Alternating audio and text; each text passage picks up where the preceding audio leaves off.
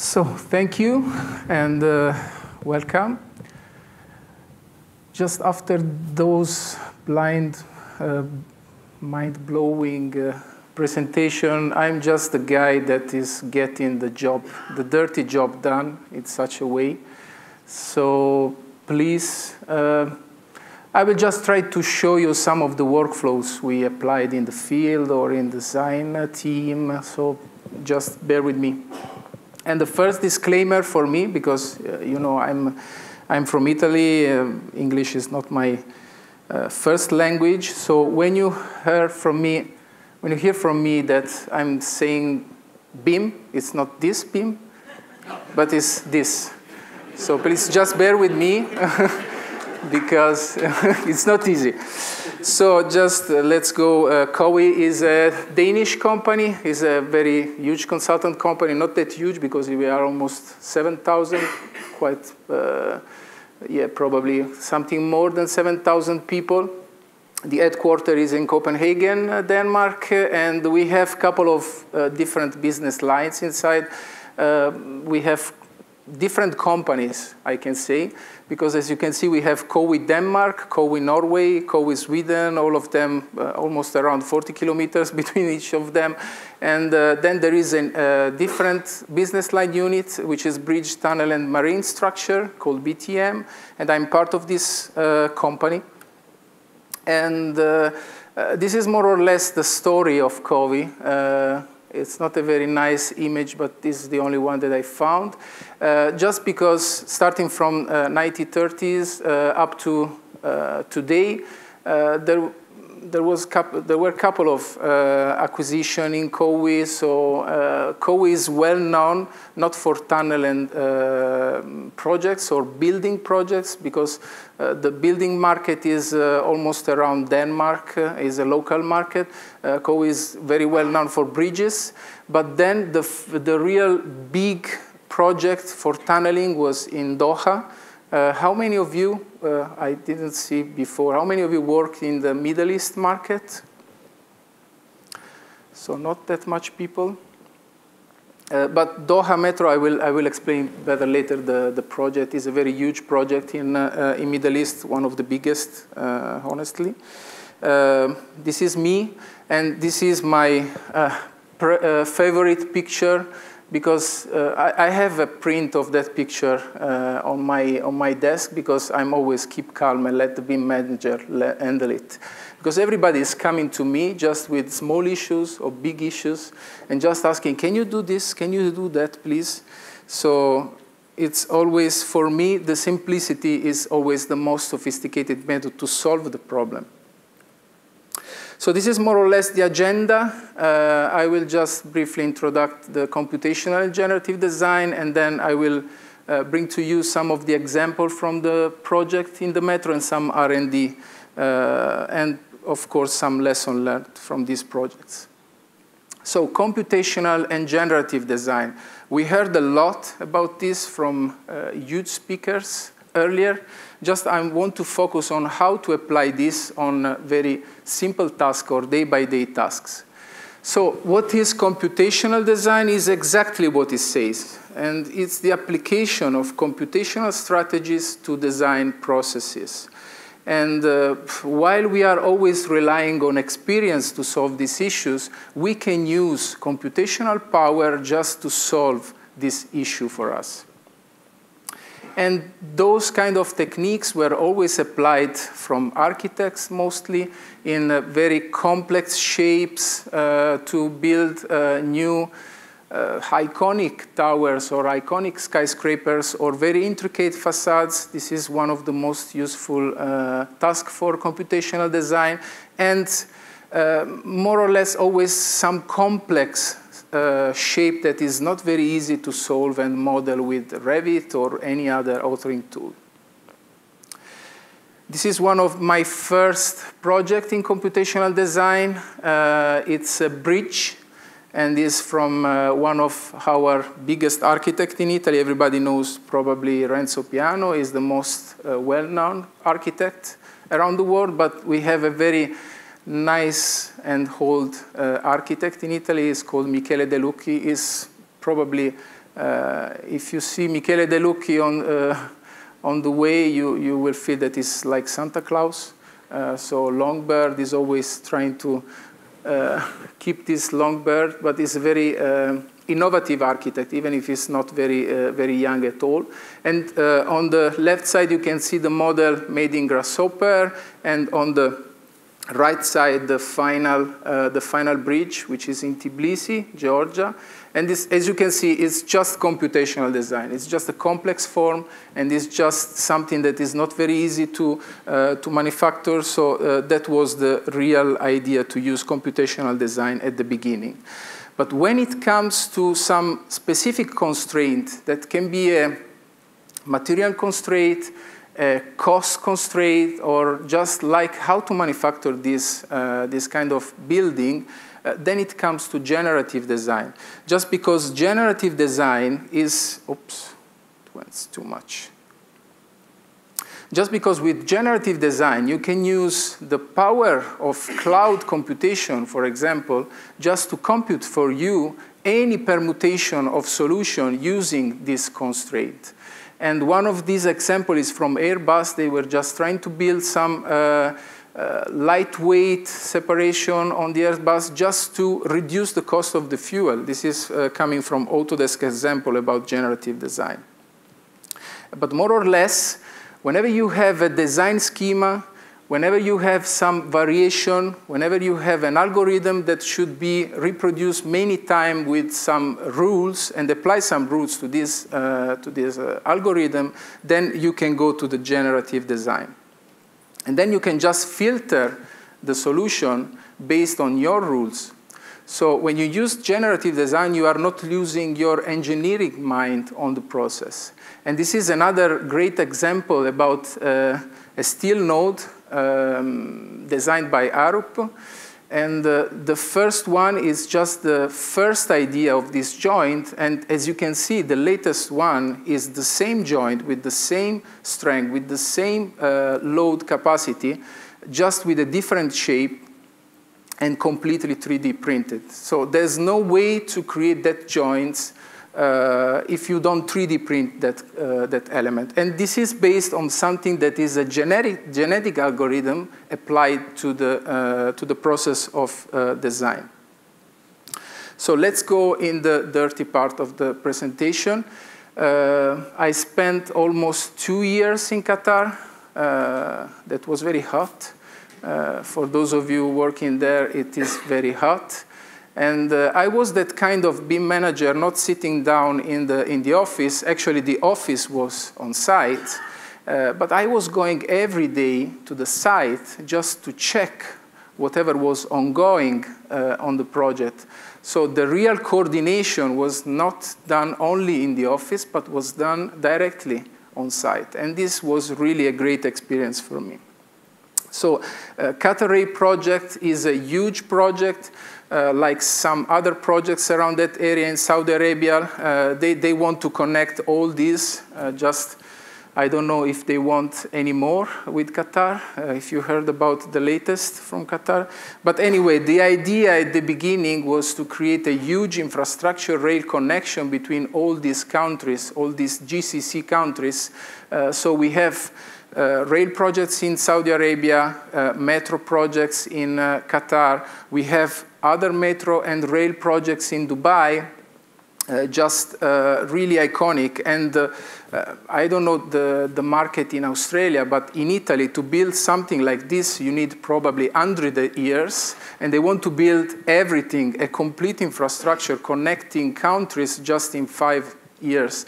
Because the target for Qatar Rail is to build all the infrastructure before the 2022 World Cup. So you can feel, if you go there, that there is a mess, like the previous speaker said. And I was always thinking in the morning how they can clean everything after they finish, because it's just really a mess. So I was working, before joining COWI, I was working with a mechanical and electrical subcontractor, one of the biggest one in Turkey. You know, there is a very good connection between Turkey and Qatar. And the scope of work, if you remember yesterday I said that we didn't receive very good models from the lead designer. You can see the name there. I will not say that name. And, but anyway, our scope of works was the complete scope of works for all the MEP systems. So low voltage, lighting, and for the mechanical, heating, ventilation, plumbing, drainage, and whatever was there. So we were mostly a design and build. In our scope of work, we had the verification of the design before building. So the scope of work was only for a small piece of this project, not that small actually, with a couple of stations, and this is the list. So 34 kilometers of tunnels, underground tunnels, 29 cross passages, 5 switch boxes, 5 emergency shafts, and then 5 underground stations and 3 elevated stations. So it's pretty big, probably, but it's just a small part of the project. And my scope of work was to convert something that is very boring, like a tunnel, in something that is very nice to see, and it's something that can be useful not only for the design process, but for the construction process and for the facility and management process. So the challenges were to create complex architectural shapes, because besides all the mechanical and electrical scope of works, we had also the secondary substructure for the architectural vaults in the station, and you will see it later in the slides. But I had more or less 100 guys working for the mechanical modeling and the electrical modeling, doing every day, most of the day, the same tasks. We had the shop drawings, and as you know, in the shop drawings, you have a lot of tags to place in different layouts. More or less, we had 10,000 shop drawings layout to produce for the entire project. So you can imagine how many tags they have to place. And the biggest challenge was to place supports, because you know in Revit you don't have, you can buy a plugin, but there's no plugin that can place the exact supports that you want in the project, in the exact place. So automate repetitive tasks like solve modeling issue, or like automate tagging procedures for the spooling, extract survey coordinates ready for construction, because we were coming from the construction team, they were coming to me asking coordinates. I want to install this pipe, and I want the exact real location for this pipe to be installed. Earlier from the as-built. And then exchange information between different departments. As a construction company, we had a procurement team, we had a commercial team, and we had a contract team, and so on. So we had to exchange information, just because most of the times we receive design variation from the lead designer or from the requirement from the client, and we had to produce reports for the commercial contract team just to evaluate this variation. And we need this for yesterday, not for tomorrow. So how many of you are familiar with Dynamo or computational design? Just raise your hands. Well, I thought worst. And how many of you in the company are creating plugins on top of the design tools like Revit or like other tools? Okay, fair enough.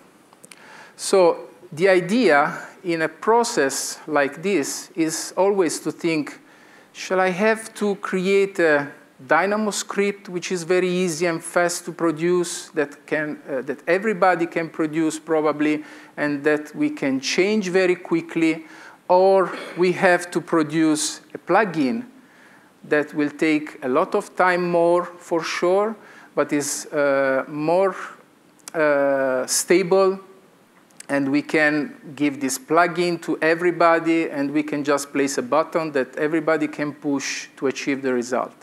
So my personal idea is that we need both of them.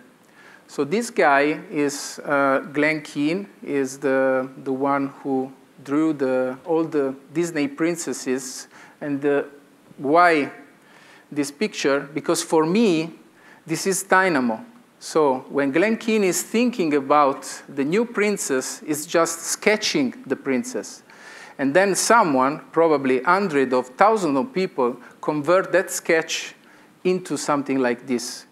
So for me, Dynamo is a sketching tool. Then when everybody benchmarks that tool and we know that that tool is, we want that tool easy to use for everybody, then someone else can convert this into an add-in, into a plugin that we can deploy to everybody. So this is my second disclaimer. All the roads leads to Rome. So there is always a different way to achieve the same results during the processes. So what you will see here is just a way to do it. So let's see the first example from the project, the substructures.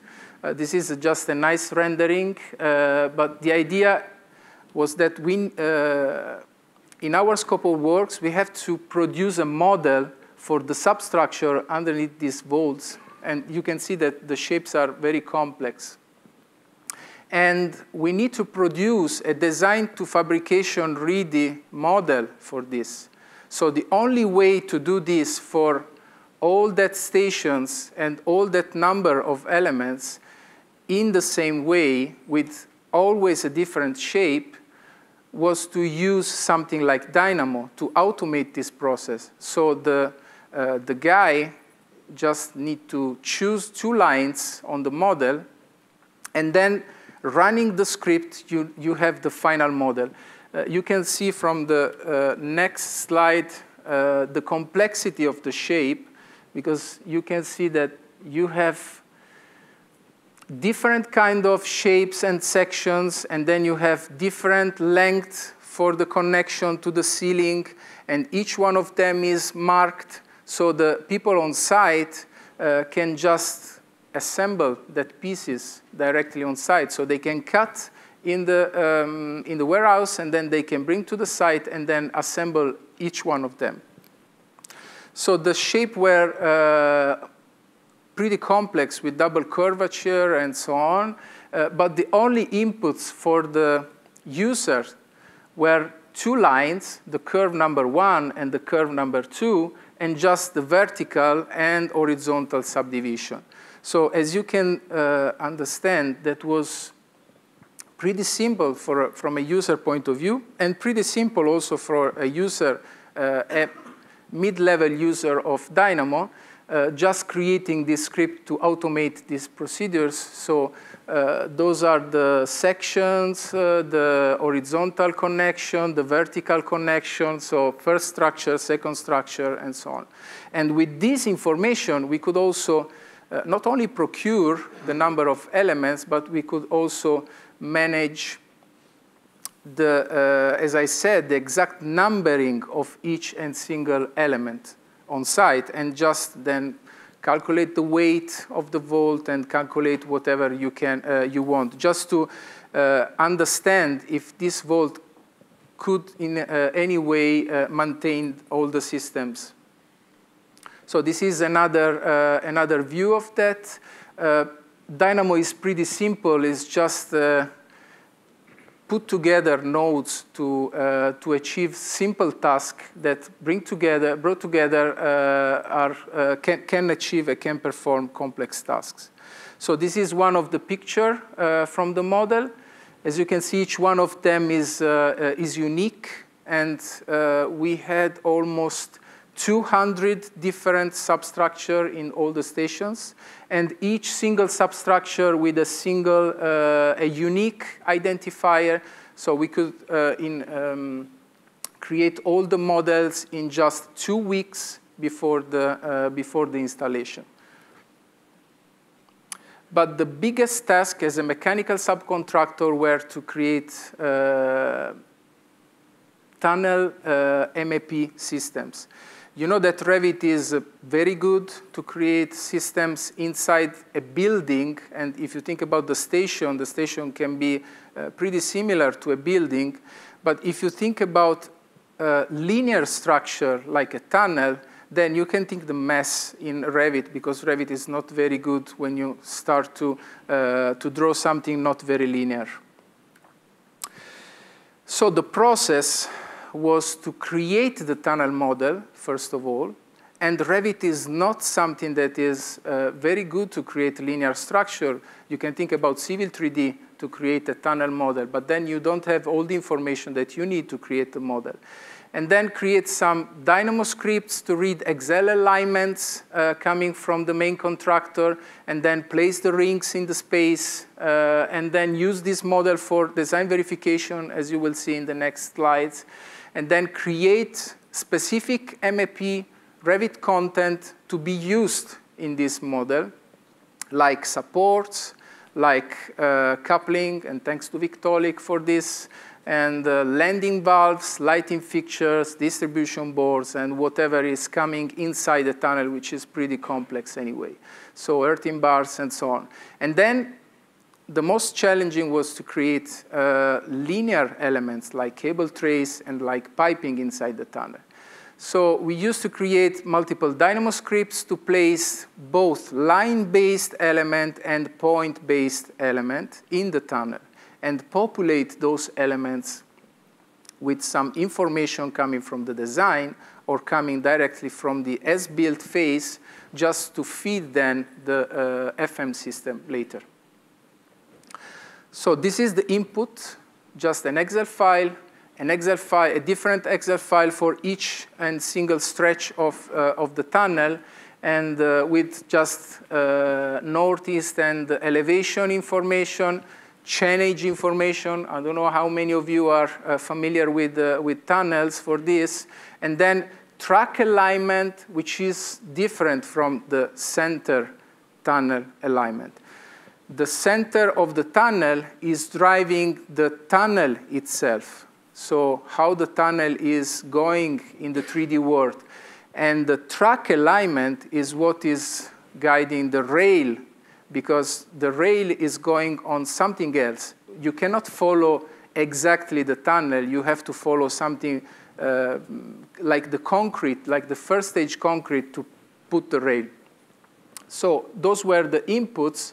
And the other input was the exact rotation of the rings.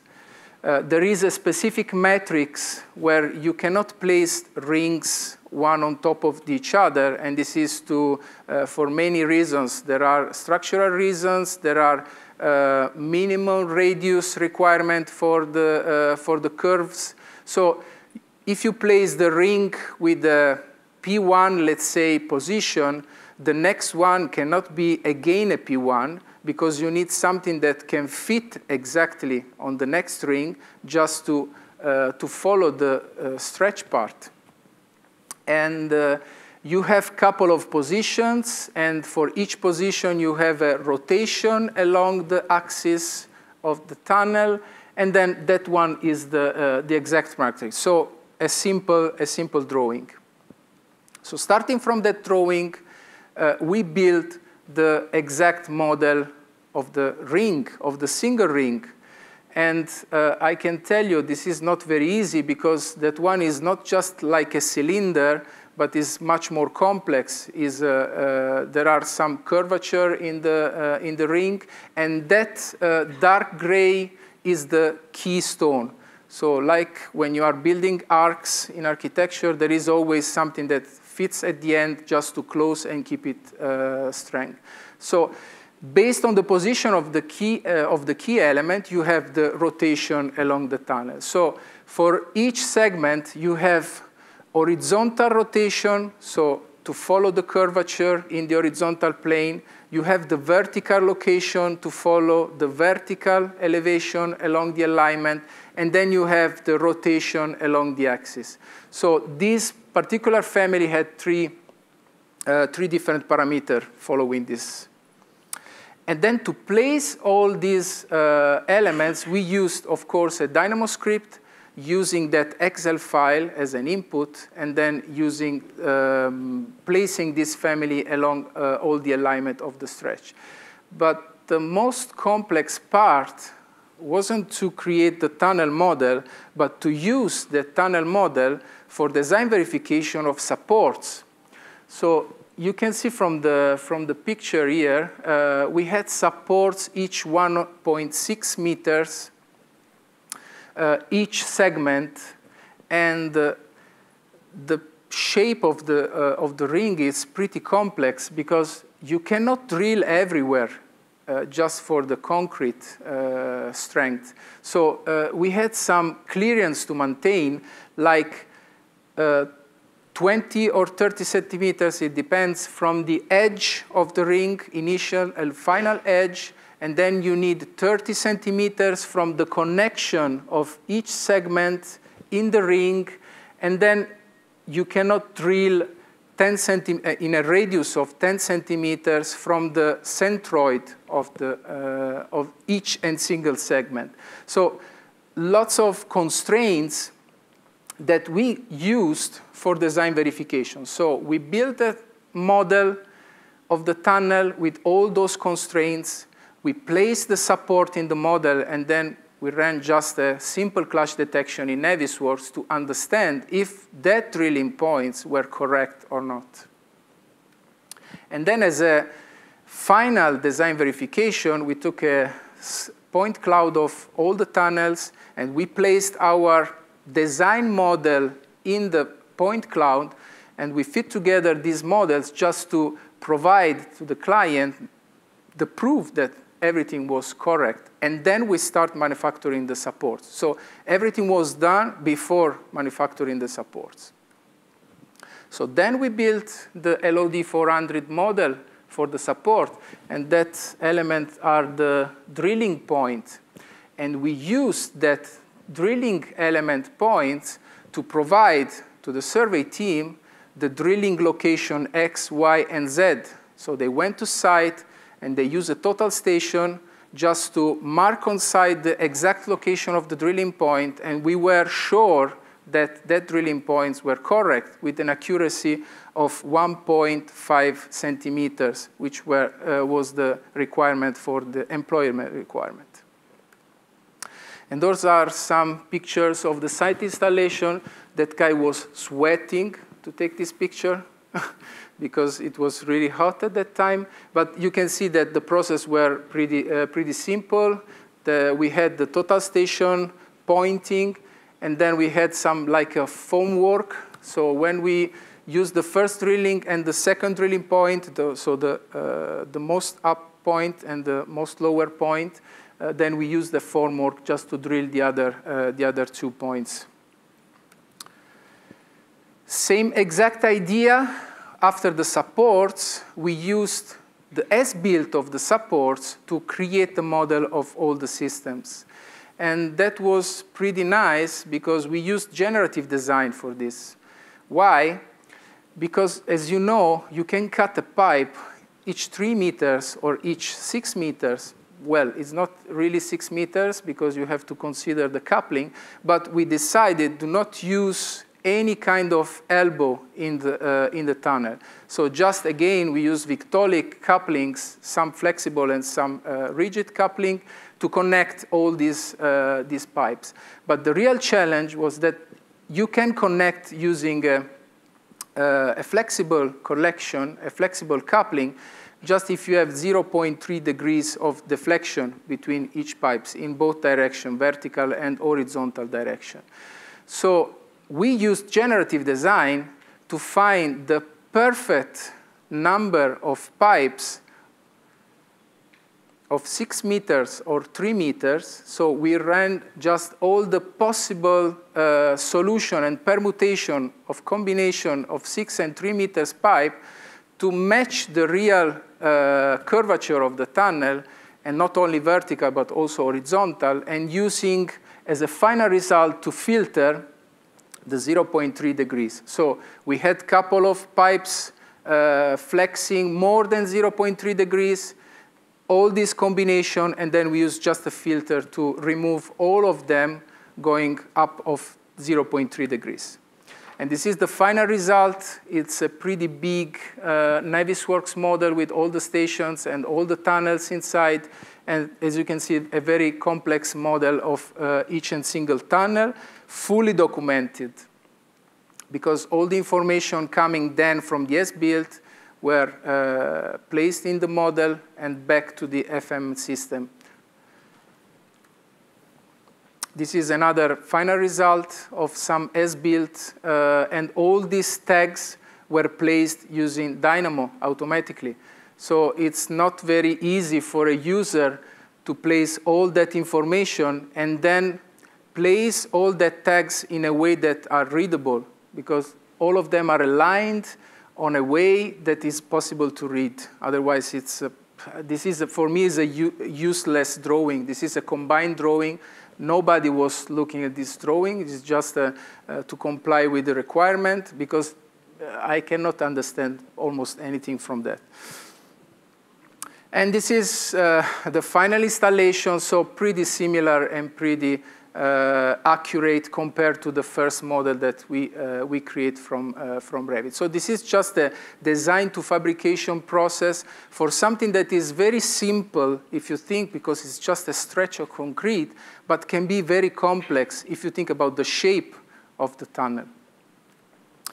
So this is another nice picture of the distribution boards, and then that support is exactly 1.6 meters. And you can see, even if it is a construction job, a construction task, using that X, Y, and Z, and using the total station, provided a way to place in a very accurate way. That one is around 40 centimeters from the edge for each of that more than 2,000 ring in the entire project.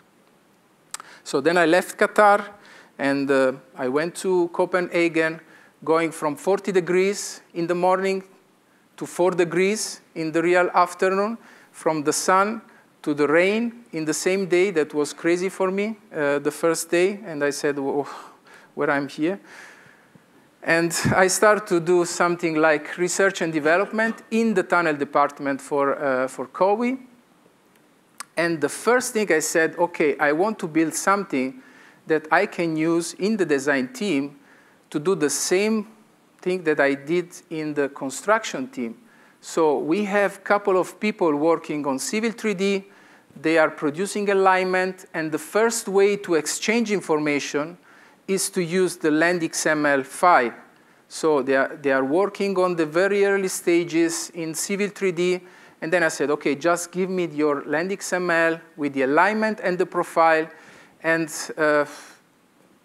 I don't know how many of you are familiar with Civil 3D, but you have two types of alignments. You have a vertical alignment, and you have an horizontal alignment. And both of them together can create the 3D alignment. So you have X and Y following one line with Challanges, and then you have a vertical profile that gives you the Z elevation of the element. So you have two elements that you have to bring together to create an X, Y, and Z point. So again, this is the first step of the LandXML Reader and tunnel creation built on top of Revit with Dynamo. Because with Dynamo, you can create some nice interface, which is just the first step to create the plugin. So if the interface is working correctly in Dynamo and the user experience is good, then we can convert this into a plugin for people. So the nice way to use Dynamo as a sketching tool is that you can create user interface. So the idea was to create, again, this LandXML Reader. This is how it looks like a LandXML, so not very easy. And the real challenge using the LandXML, or anyway something coming from Civil 3D, is just that Civil 3D likes spiral transition curve, which is a very complex mathematical way to connect two stretches of the alignment. when you are driving your car and you are entering in a curve, you are not just curving immediately. You have a curve which is with a different radius along the curve before joining the real curve. And this is just because otherwise your feeling during driving, it's completely messing your eyes and your way to drive. So those kind of curves are called clothoid, and those are spiral curves. You can easily understand that Revit doesn't give a damn about spiral curves and can only understand splines, simple splines. So the only way to do something and to get the job done was to convert these spiral curves into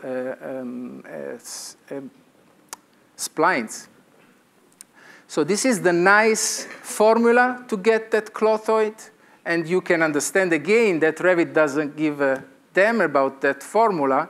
So you have to interpolate, use integrals to do this. And the only way, of course, is to go up to the programming language. This is a very simple Python script in Dynamo that is just giving the job done. So it's reading the alignment, is converting this alignment from the XML, and then is creating the X and Y, because this is an alignment, it's not a vertical alignment, so you need only the X and Y from this one. And you can decide how to create a discretization of this line. So I can say, okay, I cannot draw a clothoid in Revit, but I can split that clothoid in probably 50 points, 60 points, or 100 of points that will give me the idea of the clothoid.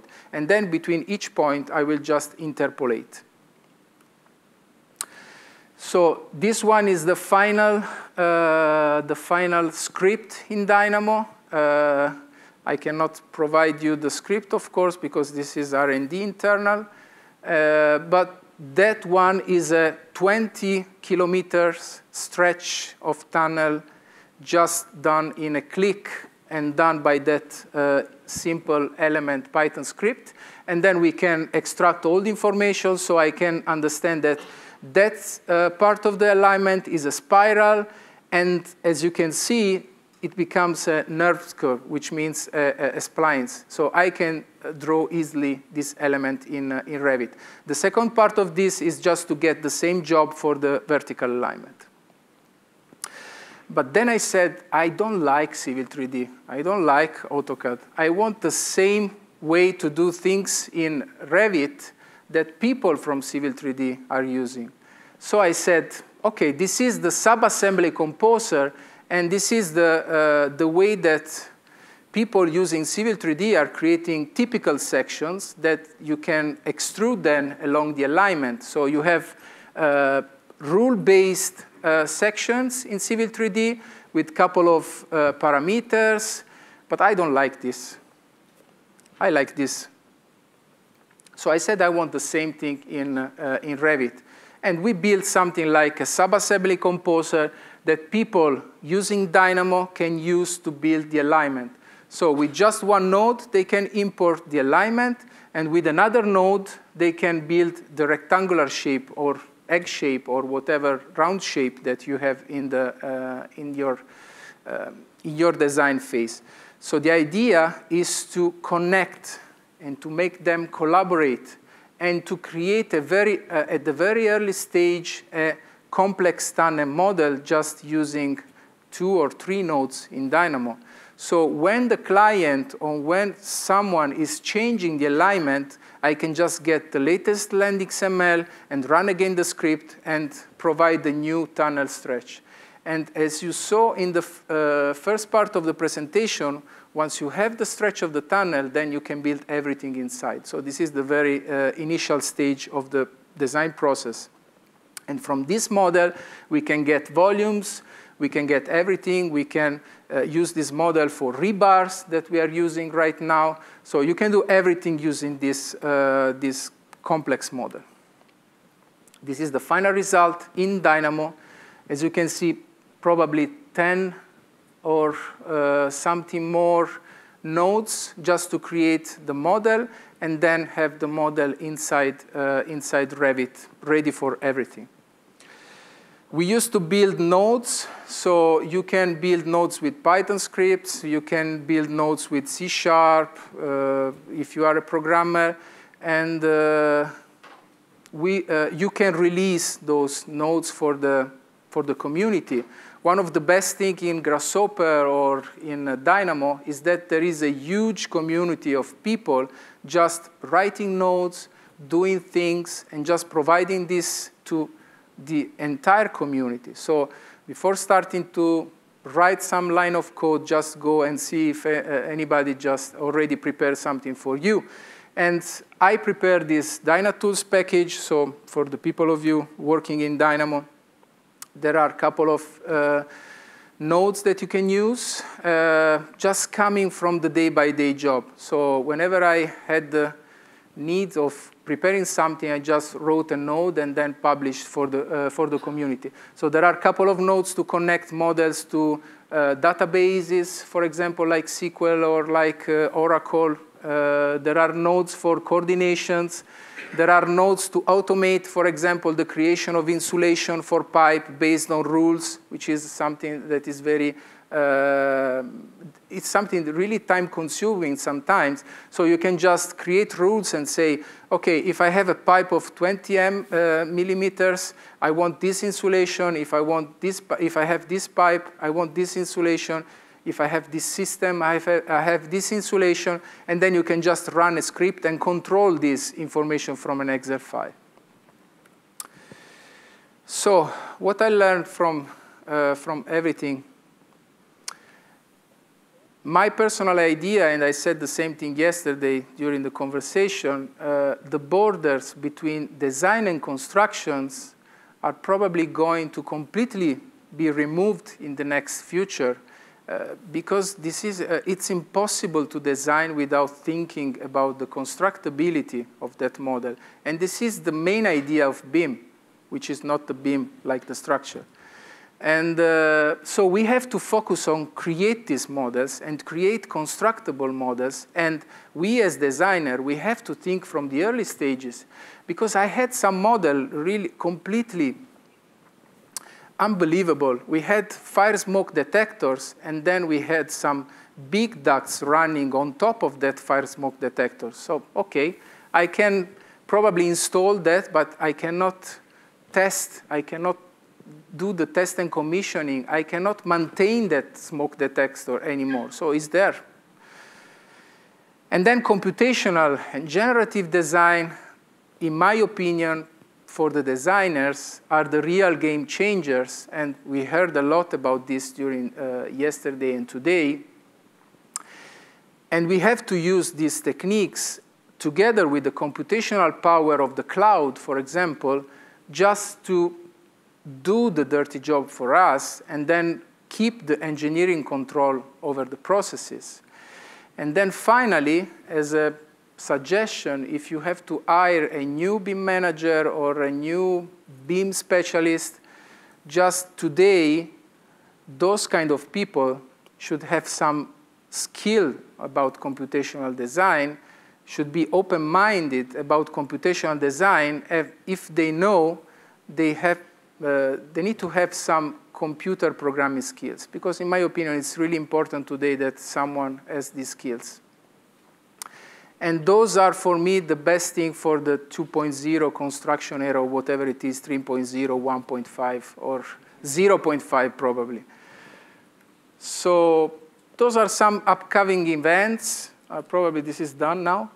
I still don't know if I will go to Aarhus in Denmark for this build event, but definitely if someone of you is going to Las Vegas, AU, I have a class there. I will go deeper in this MEP modeling, just not like today.